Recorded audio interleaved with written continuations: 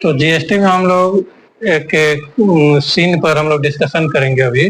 मान लीजिए कि सप्लायर है, उसने माल दे दिया रिसिपिएंट को। जो माल लेता है या सर्विस लेता है उसको रिसिपिएंट बोलते हैं, लेकिन रिसिपिएंट के द्वारा पेमेंट करना बाकी है। या तो उसने पार्ट पेमेंट बाकी करके रखा है या फिर उसने फुल पेमेंट ही बाकी रखा है।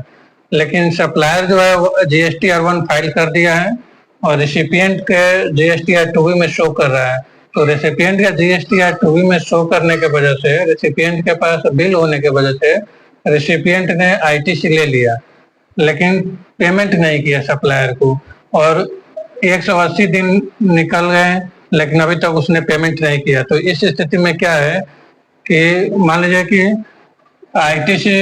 आईटीसी अगर है 5,000 रुपये का और पेमेंट करना था उसको 1 लाख, ठीक है। तो अगर वो पार्ट पेमेंट किया है तो प्रोपोर्शनेटली आईटीसी रिवर्स करेगा रेसिपिएंट अपना जीएसटी R3B के 3B से, जीएसटी R3B से वो प्रोपोर्शनेटली अपना आईटीसी रिवर्स करेगा, ठीक है। अगर पूरा पेमेंट नहीं किया है तो पूरा 5,000 अपना आईटीसी रिवर्स करेगा, ठीक है। और रीअवेल इस स्थिति में रीअवेल भी कर सकते हैं। ऐसा नहीं कि हम रिटर्न कर दिए तो रीअवेल नहीं करेंगे। फिर जब हम पेमेंट करेंगे, उसका बिल का पेमेंट जब करेंगे तो हम आईटी से रीअवेल भी कर सकते हैं आफ्टर पेमेंट ऑफ पार्ट और फाइनल पेमेंट। जो भी बकाया है वो जब हम पेमेंट कर देंगे तो फिर से वो आईटी से हम ले सकते हैं। और इस स्थिति में कोई टाइम लिमिट नहीं होता है रीअवेल करने का।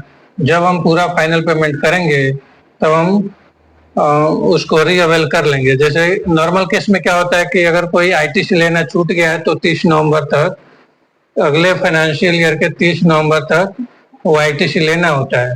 लेकिन रीअवेल के केस में, जो ये पार्ट पेमेंट फुल पेमेंट के केस में, जब जीएसटी R2 में दिख रहा है हमने क्रेडिट ले लिया, उस स्थिति में हम कभी भी 30 नवंबर के बाद भी अगर हम पेमेंट करते हैं तो हम उसको आईटीसी को फिर से ले सकते हैं जिसको मैंने रिवर्स किया था, बराबर।